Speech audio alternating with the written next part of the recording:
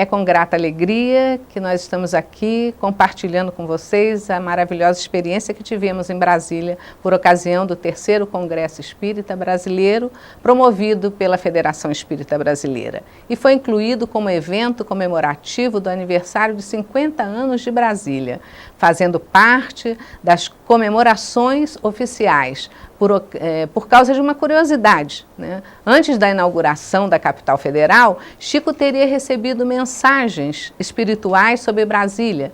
Quem fala sobre isso é o nosso médium baiano, Divaldo Franco, que diz que muitas vezes Chico Xavier recebeu mensagens de espíritos nobres dirigidas para o então presidente da República.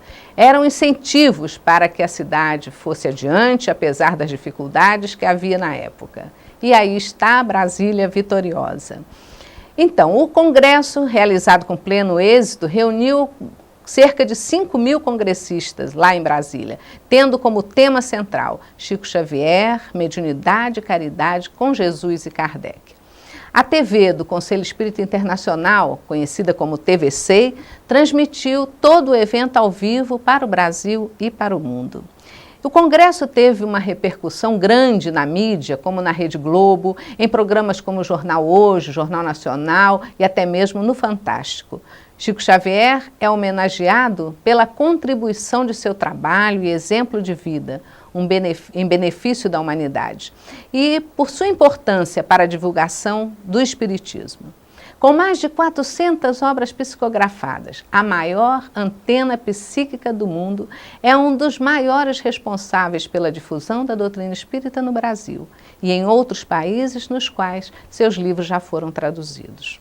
Chico tornou-se conhecido por suas obras e cartas psicografadas consoladoras de tantos familiares, mas, sobretudo, pelo trabalho de caridade aos menos favorecidos e por suas palavras e atitudes de humildade. Sua vida foi marcada pela disciplina, seja nas ocupações cotidianas, seja no trabalho espiritual. E apesar da frágil saúde que aparentava e que sempre teve, dedicou-se ao consolo daqueles que o procuravam em busca de amenizar suas dores. Costumava se autodominar como cisco de Deus, uma prova objetiva da humildade que caracterizou o comportamento do médium mineiro em seu trabalho por mais de 75 anos no campo da mediunidade, sob a orientação do espírito Emmanuel e do Espiritismo. Essa qualidade marcante da personalidade do Chico é reconhecida mesmo fora do meio espírita, o que motivou inclusive a produção do filme Chico Xavier, que desde a estreia é um sucesso de bilheteria, levando mais de 3 milhões de espectadores à comoção. E na tentativa de diminuir a sua importância aos olhos das pessoas, Chico sempre evidenciava limitações, intitulando-se A Pulga do Cachorro, numa ilusão à sua suposta pequenez.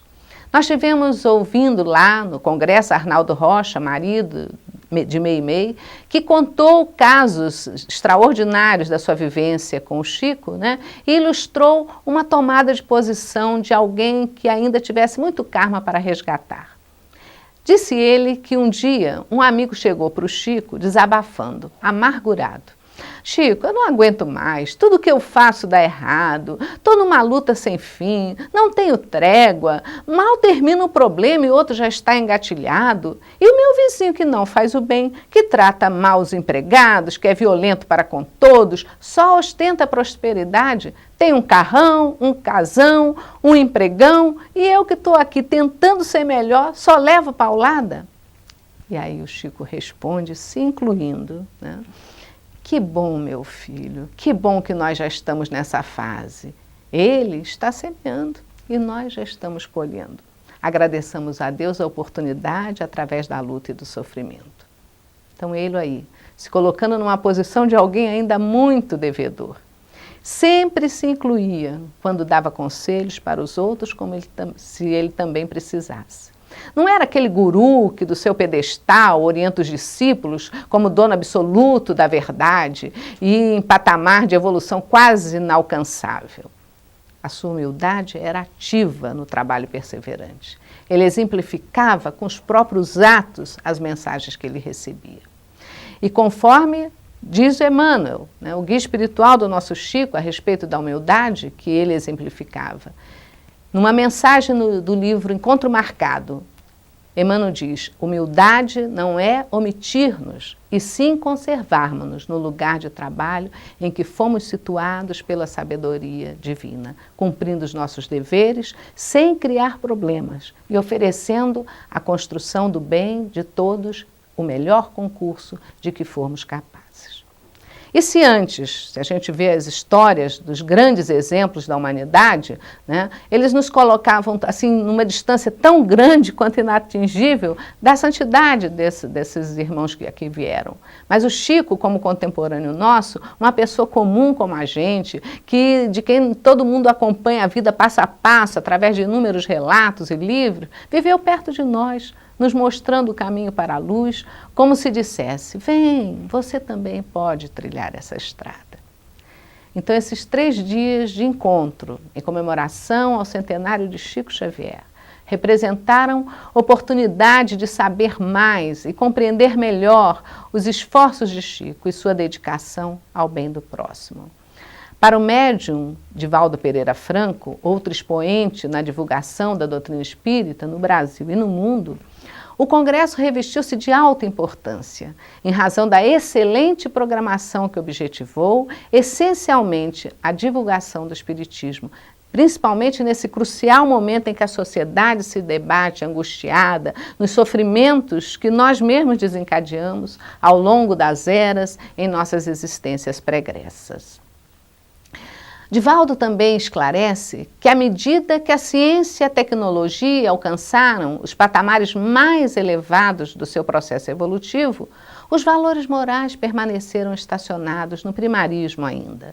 Exceção feita, claro, a alguns segmentos mais nobres que se têm dedicado ao desenvolvimento intelecto-moral, resultando na conquista de inestimáveis bens do espírito imortal.